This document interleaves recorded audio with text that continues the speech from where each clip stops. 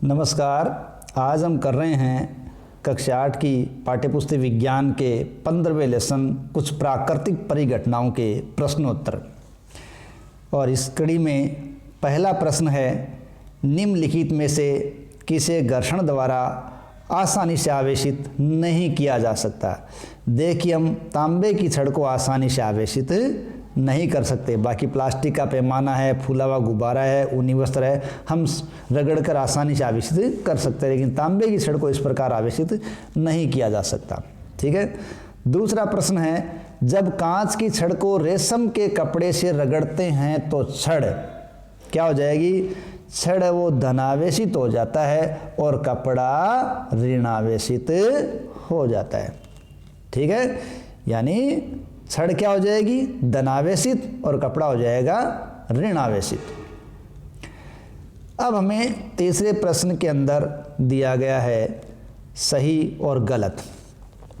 पहला प्रश्न है, सजातीय आवेश एक दूसरे को आकर्षित करते हैं। देखिए, ये बात गलत है। ठीक है, ये गलत है। सजातीय आवेश एक दूसरे को आकर्षित नहीं करते बल्कि प्रतिकर्षित करते हैं। दूसरा, आवेशित कांच की छड़ आवेशित प्लास्टिक स्ट्रॉ को आकर्षित करती है। ठीक है, यानी कांच की छड़ और स्ट्रॉ अलग अलग हैं तो ये आकर्षण करेंगी। ठीक है, सही है। तीसरा, तड़ित चालक किसी भवन की तड़ित से सुरक्षा नहीं करता। बिल्कुल गलत है। तड़ित चालक है वो भवन की सुरक्षा करता है, वो तो सुरक्षा करने के लिए ही लगाया जाता है।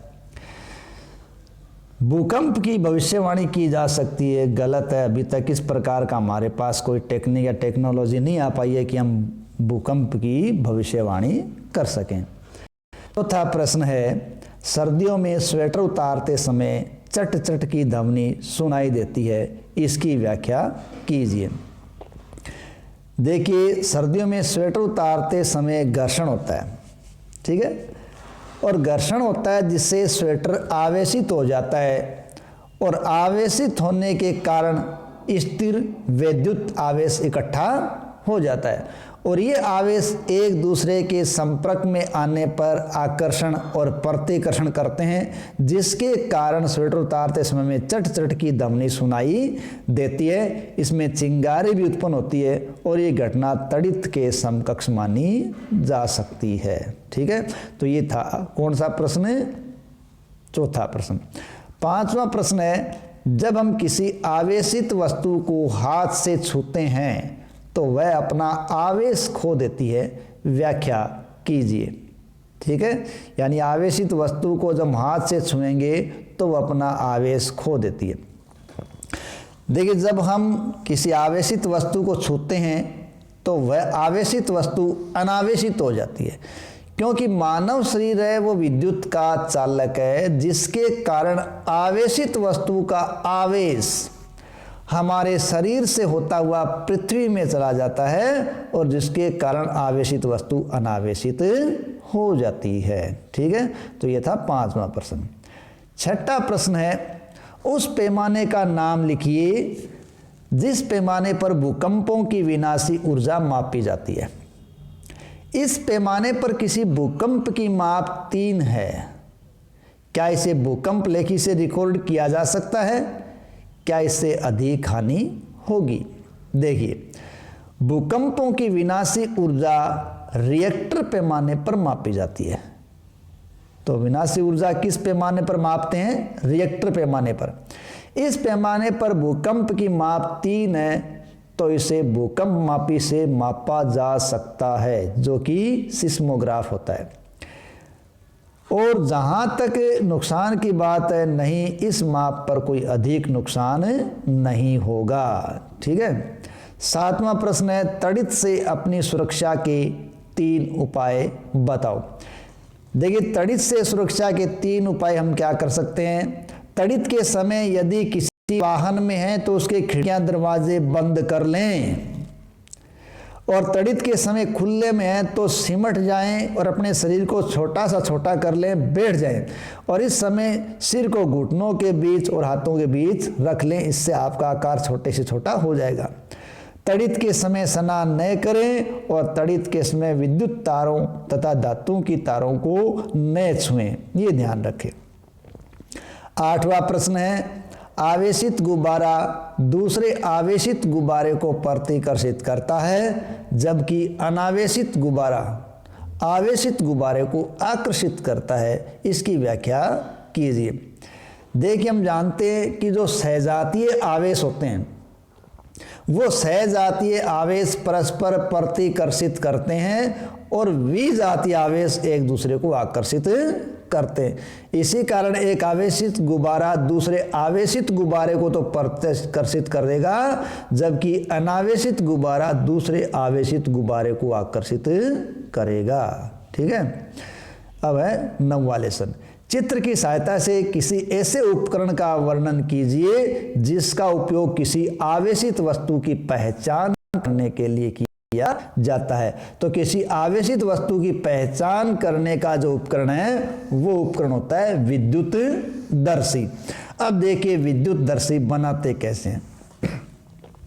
देखिए, एक शीशे का जार लेते हैं और उसके बाद उस जार के मुंह के आकार के बड़े गत्ते के टुकड़े में छेद करके उसमें धातु की पेपर क्लिप लगा देते हैं।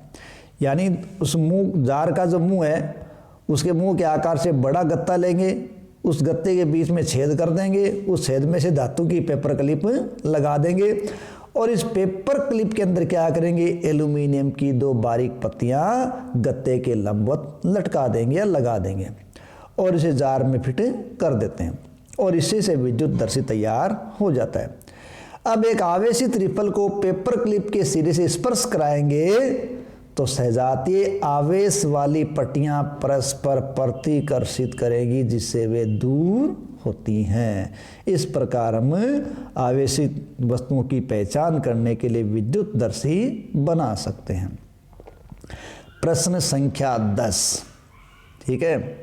भारत के उन 3 राज्यों या प्रदेशों की सूची बनाइए जहां भूकंपों के झटके अधिक संभावित है। तो वो क्षेत्र कौन से हैं? कच्छकरण गुजरात, राजस्थान, कश्मीर, सिंध गंगा के मैदान, ये भूकंप प्रभावित क्षेत्र हैं। 11वां प्रश्न है, मान लीजिए आप घर से बाहर हैं तथा भूकंप के झटके लगते हैं, आप अपने बचाव के लिए क्या सावधानियां इस्तेमाल करेंगे या बरतेंगे? देखिए, यदि हम घर से बाहर हैं और भूकंप के झटके लगते हैं तो हम निम्न सावधानियां बरतेंगे। पहली सावधानी क्या है? कार या बस में है तो बाहर नहीं निकलेंगे और कार या बस को खुले स्थान की ओर ले जाएंगे। दूसरा, भवन, वृक्ष, विद्युत लाइनों से दूर किसी खुले स्थान पर लेट जाएंगे। इस प्रकार हम भूकंप के समय हमारी सुरक्षा करेंगे। 12वां प्रश्न है, मौसम विभाग ये भविष्यवाणी करता है कि किसी निश्चित दिन तड़ित झंझा की संभावना है और मान लीजिए उस दिन आपको बाहर जाना है, क्या आप छतरी लेकर जाएंगे? व्याख्या कीजिए। यदि मौसम विभाग ये भविष्यवाणी करता है कि तड़ित झंझावत की संभावना है और ऐसी स्थिति में हमें बाहर जाना है तो हम बाहर छतरी लेकर नहीं जाएंगे, क्योंकि तड़ित झंझावत विद्युत विसर्जन का ही एक प्रकार होता है तथा धातु है वो विद्युत की चालक होती है और छाते की डंडी धातु की ही बनी होती है, जिसके कारण तड़ित छतरी की डंडी पर आघात या चोट कर सकती है और हमें नुकसान हो सकता है। इसलिए हम ऐसी स्थिति में छतरी लेकर नहीं जाएंगे। इसी के साथ अपने प्रश्नोत्तर समाप्त होते हैं। धन्यवाद।